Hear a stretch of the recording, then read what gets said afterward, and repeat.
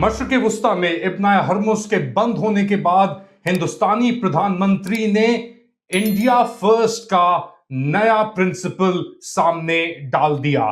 Late Ali show you के इस episode में आप सबको खुशामदीद। To like, subscribe and share this content. Hindustan मशरिक़ वुस्ता से गैस और तेल लेने में नंबर 2 पे आता है चाइना के बाद। इनफैक्ट तकरीबन 80% जो इंडिया की एलपीजी गैस कंजम्पशन है वो आती है अपना हॉर्मुज यानी स्ट्रेट ऑफ हॉर्मुज के थ्रू। और ईरान जंग होने से बिल्कुल पहले हिंदुस्तानी प्रधानमंत्री नरेंद्र मोदी थे इजराइल के अंदर, जहां पे उन्होंने एक बार फिर इजराइल के ताल्लुकात को बहुत अहमियत का मानी कहा। लेकिन ईरान जंग शुरू होने के बाद और इजराइल के और अमेरिका के हमलों के बाद हिंदुस्तान खामोश तो नहीं कहेंगे, मगर इस मसले से उतना उलझा नहीं है जितना पाकिस्तान इसके अंदर फिलहाल अपने आप को उलझाया हुआ है पाकिस्तान ने, और स्पेशली जंग बंदी के लिए। दूसरी जानिब पाकिस्तान के अंदर तो तेल की मसनूआत की कीमतों के अंदर 3 या 4 गुना इजाफा देखा गया है। हिंदुस्तान के अंदर ऐसा कोई मसला नहीं है। वहां पे ओपिनियन, एटलीस्ट मेन स्ट्रीम का ओपिनियन जो है वो कहता है कि प्रधानमंत्री की जो मेजर्स जो लिए हैं उन्होंने, इकदामात जो लिए हैं इस पूरे मसले को डील करने के लिए, उसमें हिंदुस्तान अपने आप को बहुत एक बेहतर पोजीशन पे पाता है। क्या ये हकीकत है? पहले सुनाता हूं मैं आपको कि हिंदुस्तानी वजीर आजम प्रधानमंत्री नरेंद्र मोदी कह क्या रहे हैं इस पूरे मसले को लेकर, तो वो सुने, उसके बाद बात को आगे बढ़ाते हैं। अपने आचरण से भारत की राजनीति में एक नया सिद्धांत स्थापित किया है। राष्ट्र प्रथम का सिद्धांत, राष्ट्रीय एकता, राष्ट्रहित, सर्वोपरि, ये हमारी पहचान बन गई है। साथियों, भारत की राजनीति में भाजपा ने गठबंधन की राजनीति का भी एक नया आदर्श स्थापित किया। हमारे देश में सत्ता के लिए गठबंधन के अनेक प्रयोग हुए, लेकिन राष्ट्रहित को सर्वोपरि मानते हुए राष्ट्र के लक्ष्यों को प्राप्त करने के लिए अगर कोई गठबंधन बना तो वो भाजपा द्वारा बनाया गया गठबंधन था, एनडीए। तो ये थे इंडियन प्रधानमंत्री वजीर आजम नरेंद्र मोदी, और ये कह रहे हैं कि बीजेपी, उनकी हुकूमत ने एक नया प्रिंसिपल इंडिया के अंदर, हिंदुस्तानी सियासत के अंदर इंट्रोड्यूस कराया, और वो था नेशन फर्स्ट का, जिसके अंदर कोलिशन जो माजी की कोलिशन गवर्नमेंट्स थी उसका कोई मुकाबला नहीं था। लेकिन अब एक नया चैलेंज इंडिया के सामने आके खड़ा हो गया है, और वो है ईरान को लेकर जंग। इस पूरे मसले को मजीद समझने के लिए हमें ज्वाइन कर रही हैं इंडिया से Mini Nair, friend of the programme, कई साल बाद प्रोग्राम के ऊपर आ रही हैं। मीनी, थैंक यू सो मच हमें ज्वाइन करने का और इंडिया से बात करने का हमसे। तो पहले तो ये बताएं कि ईरान की जंग को लेकर क्या आपने कोई चेंज महसूस की है as far as petrol pumps के ऊपर कीमतों में, या जो गैस की सप्लाई है उसके अंदर? Thank you Ali for having to the show, शुक्रिया। अभी तक तो there is no problem with petrol, लेकिन इंडिया की चैलेंज है the gas cylinders, that is LPG, liquefied petroleum gas, that comes via Hormuz from Qatar, from the Gulf countries. लेकिन इसके पहले आपको ये याद रखना होगा कि ईरान एंड इंडिया, इनके जो रिलेशनशिप है goes for years and years. Our oil comes from Iran, and we have been buying oil from Iran, and India or Iran ke matlab we were like sister countries. A lot of culture, lot of film, lot of drama, lot of cinema. Now this is a war of imperialism. ये जंग जो है ये एक imperialistic war है, and in this imperialistic war who gets affected is always the poor, the poorest of the poor, the last in the line. And वही हो रहा है इंडिया में वही हो रहा है। LPG cylinders are sold at high price, whereas the elite जो है, अपर क्लास है, उनके पास पाइप्ड गैस है, तो उनको उतनी दिक्कत नहीं होती है। But this is also the time India is acutely realizing we have no oil, we have no gas. And to make it worse, जो हुकूमत है has also said that he is Israel is our fatherland. So this is something which has come very wrong at this time, because India has been dependent on these countries for all the gas के बगैर तो कुछ होगा ही नहीं. We need fuel, we need petrol. Now इसके वजह से we are also buying from Russia, but we stopped buying from Russia because we were told not to buy from Russia. So ये आप देखा जाए तो India, this is the first time when somebody is dictating to us कि क्या किए और ना क्या करें. So during the एक मैं past, आपकी बात यहाँ पे थोड़ी सा अरे, करेक्शन, क्योंकि हमारे 55 से 60% व्यूअर्स जो हैं सरप्राइजिंगली इस प्रोग्राम के, वो हैं इंडिया से. और ये जब भी मैं फादरलैंड और मदरलैंड का जो साउंड बाइट चलाता हूँ तो मुझ पे तनकीद आती है, एक क्रिटिसिज्म आता है सामने कि अली आप पूरा कॉन्टेक्स्ट नहीं दे रहे कि प्रधानमंत्री नरेंद्र मोदी क्या क्या रहे थे. वो एड्रेस कर रहे थे उन हिंदुस्तानियों से जो यहूदी हैं, जो जाके हिंदुस्तान से माइग्रेट करके इजराइल के अंदर सेटल हुए हुए हैं. तो वो उनसे खिताब करते हुए कह रहे थे कि अगर हिंदुस्तान तुम्हारा मदरलैंड है तो इजराइल तुम्हारा फादरलैंड है. ये इसका कॉन्टेक्स्ट था. मुझे हमेशा बताते हैं वो हिमायती प्रधानमंत्री नरेंद्र मोदी के. और आपने जो बात की है जंग इंपीरियलिज्म की है, तो जो हिंदुस्तानी कमेंट सेक्शन में आते हैं वो ये नहीं समझते. वो कहते हैं कि इजराइल बिल्कुल सही खड़ा है, इजराइल और हिंदुस्तान जो हैं वो बिल्कुल एक ही सतह पे हैं उनके मुताबिक, इस्लामिक टेररिज्म के खिलाफ, दहशतगर्दी के खिलाफ. और इजराइल की जीत में ही, नेतन्याहू की जीत में ही हिंदुस्तान की जीत है. मगर जो आप कह रही हैं वो थोड़ा मुख्तलिफ है इससे. बिल्कुल, it is not what you are saying is a very right wing propaganda जिसको हम कहते हैं. is might is right. Israel and US is क्या बोलते हैं, aggressor states. And India, अगर आप देखा जाए, for the past 70 years has been pro-Palestine. Yasser Arafat was always a friend of India. India had maintained good relations also with Russia. अब US के कहने से we have stopped buying oil from Russia. अब हम जब oil लेने जा रहे हैं, Putin has increased the cost and we are buying at a higher rate. और मैं तो ये हरगिज नहीं मानती this fatherland was for the Indian Jews staying in Israel. They are Israeli citizens now. अगर आप इजराइल के डेफिनेशन देखो, it is the republic for the Jews. Israel is a Jew state. It is only for the Jews. So once you have gone to Israel, you have given up your Indian citizenship. It is not like an Indian in Dubai or an Indian in Qatar or an Indian in Oman or an Indian in Jordan. An Indian in Israel is not he is an Israeli citizen.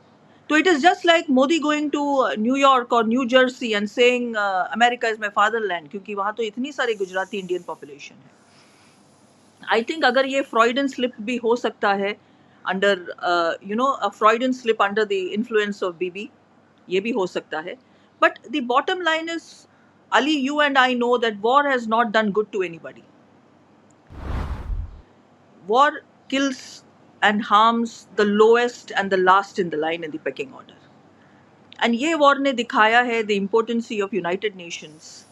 Countries like Bangladesh, Pakistan, Sri Lanka, India, who are oil dependent, ये करेंगे क्या? With a huge poor population, what are we going to do?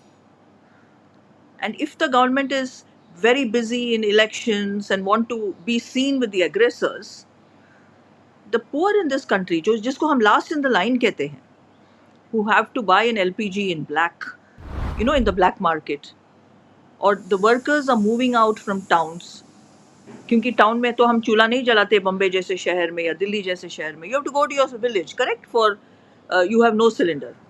So what are the workers eating? They are eating chura, poha with dahi and sugar, because it needs no cooking. So as usual, Ali, it is very easy for the hukumat of any country to sweep what happens to the poor under the carpet.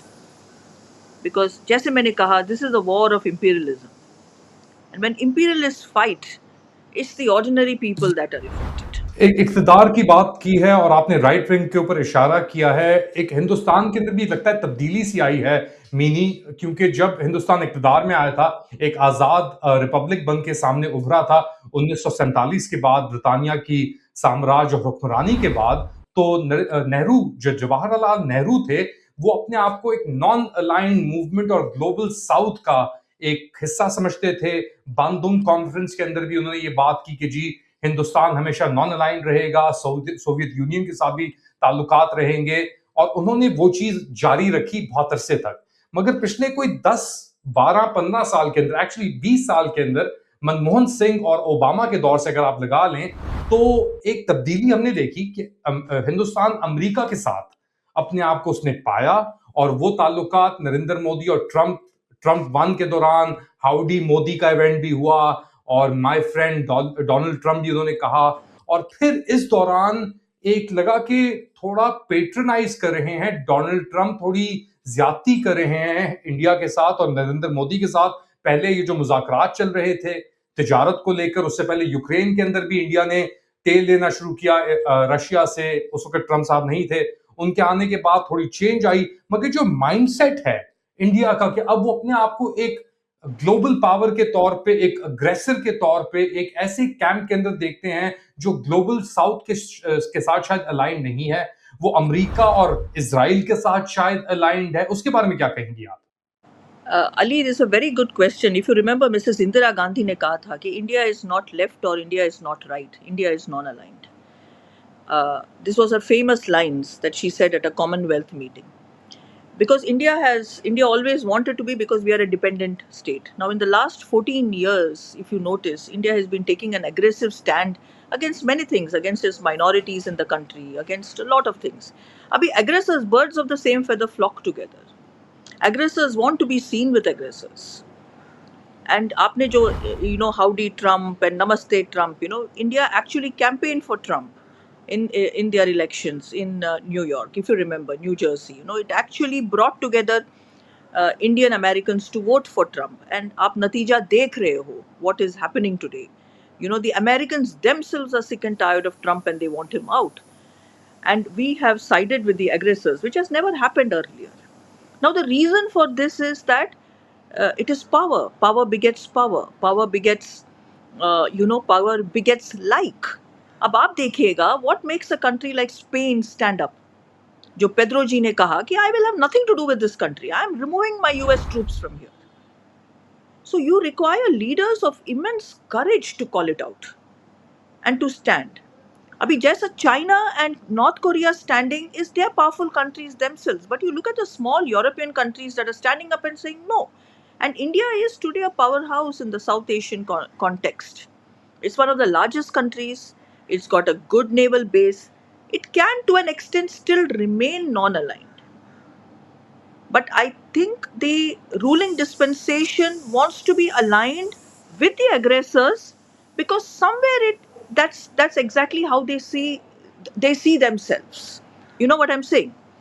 So it's like begets like. They are with their likes. So all these atrocities that are committed is okay by today. It's after 4 days after the Ayatollah died, India condemned the death, if you know, Ali. After the Ayatollah was his demise, we were 4 days late. So somebody thought, and then somebody said, no, we should condemn. When it should have been immediate. He is the leader of a country, So it is this siding with, right from Manmohan Singh ji, when he sided with US, Manmohan Singh ji had economic reasons to do that. He was an economist himself. He thought America in his power would open its doors, reduce the tariffs, and we could do trade. But जैसे आपने कहा, America just did the opposite. It levied one of the largest tariffs on us, 55%, 100%. हम उसी से उलझ रहे अभी भी. So what did we get? Nothing.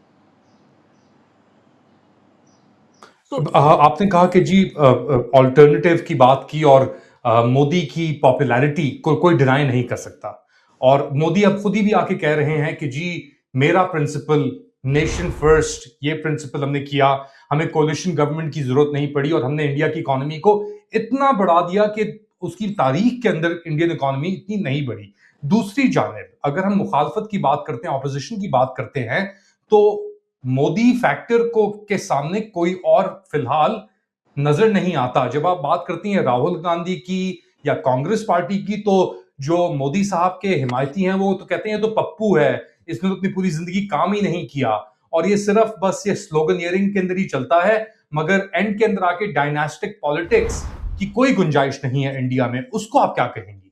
It is very unfortunate, Ali. ये तो बहुत ही unfortunate बात है कि people are today saying that we are voting because we do not see a opposition, you know. And India needs to create opposition. There has to be that. But having said that, Rahul Gandhi जो व्यक्ति है, he is good enough to take on, but this campaign, जैसे आप जानते हो, the propaganda campaign, the WhatsApp forwards, इससे तो आप काफी वाकिफ है, the trolling on the internet, on the Twitter, आप you are also victim of it, I am also victim of it, you know, the rape threats that I get, and हम आपको ये करेंगे, go to Pakistan, go here, go there. This is a very cleverly thought out campaign to discredit Rahul Gandhi right from the beginning. अब उसको किसी को भी पूछो, उसको बोलते हैं Pappu. He is not a Pappu, he is a guy who is taking up matters of Raphael, वो कर देते हैं. But however his voice has been disseminated and discredited in the parliament by these trolls, by this heavy duty campaign, which is very very unfair because the ruling party has got money at its disposal, it has got everything. अब आप कहे how can an opposition leader, sometimes you're frightened. If there is no opposition, are we in a democracy?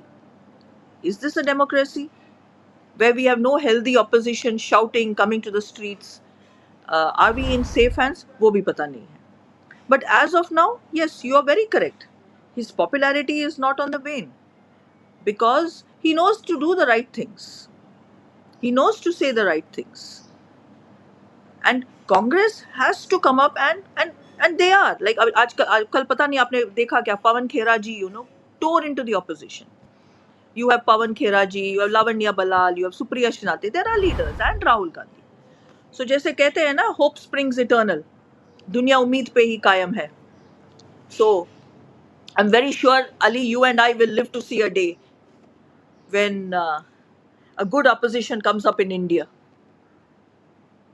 India के अंदर opposition तो एक तरफ है, मगर वो एक ये भी है ना कि जो एग्जिस्टिंग ऑपोजिशन है या इंटेलेक्चुअल क्लास है, वो भी शायद कुछ ऐसी चीजों पे तनकीद कर रही है जो, या बेमानी तो नहीं कहूंगा, मगर मे बी प्रायोरिटीज थोड़ी गलत है. अभी हाल ही के अंदर कुछ आर्टिकल भी छपे हैं इंटरनेशनल प्रेस के अंदर, जिसके अंदर हिंदुस्तानी प्रधानमंत्री की फॉरेन पॉलिसी को लेकर, बीजेपी की फॉरेन पॉलिसी को लेकर तनकीद की जा रही है. कहा जा रहा है कि जी देखें, पाकिस्तान ने अपनी अहमियत दिखा दी दुनिया के सामने और मीडिएटर बन के वो सामने आ गया है पाकिस्तान, और अब वर्ल्ड अफेयर्स के बिल्कुल बीच में घुसा हुआ है. मगर एक बड़ा उसका कॉन्टेक्स्ट है वो मिसिंग है, क्योंकि पाकिस्तान ने अपने आप को बड़ी जबरदस्ती और बेदर्दी से अमेरिका के साथ एक तो अलाइन किया, और ये भी एक तासुर है कि पाकिस्तान अमेरिका के नक्शे कदम पे ये सब कार्रवाई कर रहा है ईरान के साथ. यहां तक कि पाकिस्तान ने नोबेल प्राइज के लिए अमेरिका के सदर डोनाल्ड ट्रंप को मुंतखब भी किया था. तो क्या ऐसी फॉरेन पॉलिसी चाहता है हिंदुस्तान, या हिंदुस्तान की जो ऑपोजिशन है, इंटेलेक्चुअल क्लास है, कि जी आप किसी भी कॉस्ट के अंदर अपने आप को बीच में घुसाएं, यहां तक कि अपने प्रिंसिपल्स के तहत आप न्यूट्रल रहें या इन चीजों से दूर रहें? I think Ali, जो opposition है, they will remain neutral. India really cannot take a stand of aligning anywhere क्योंकि हम मोहताज है for oil, for lots of things, and that is what Mrs. Gandhi and Nehru thought. अगर आप history of India देखो, right from Jawaharlal Nehru, you know, आपको याद होगा there was a non-aligned movement जिसको टिटो, नासिर और जवाहरलाल नेहरू ने शुरू किए थे. So this movement was to be non-aligned because countries like us back then needed food, they needed oil, needed so many things. So opposition, I think, will still remain non-aligned. And you know, to align with Trump is a very dangerous proposition. Okay, last question. क्या India को अब अपना ये non aligned अपना status change करने की जरूरत नहीं है, क्योंकि ब्रिक्स है, चाइना है, रशिया है? So shouldn't India align itself with these countries as opposed to America या इजराइल या वेस्टर्न ब्लॉक के साथ? Traditionally, it makes sense for India to align with the BRICS, like you mentioned, because we have never been aligned to. India has always been having a very soft skill diplomacy, very soft. We were there, but we were not seen. We were very, very strong. And I think I agree that it should be more with the Asians rather than with the aggressors because it doesn't suit us. Look where it has landed us today. Even if you see politically, even if you see philosophically, why should we side with the aggressors? Doesn't make sense. मीनी Nair, author of various books, आपका बहुत बहुत शुक्रिया हमें join करने का। उम्मीद है कि आप आइंदा भी शो पे आएंगी। तो ये थी मीनी नायर। मुझे पता है कमेंट सेक्शन इस शो के बाद बहुत गर्म होगा। आपके कमेंट्स लेकर आप लोग क्या समझते हैं बताएं मुझे कमेंट सेक्शन में। Do like, subscribe and share this content. थोड़ी देर बाद दोबारा हाजिर होऊंगा अपडेट के साथ। तब तक के लिए ठीक है।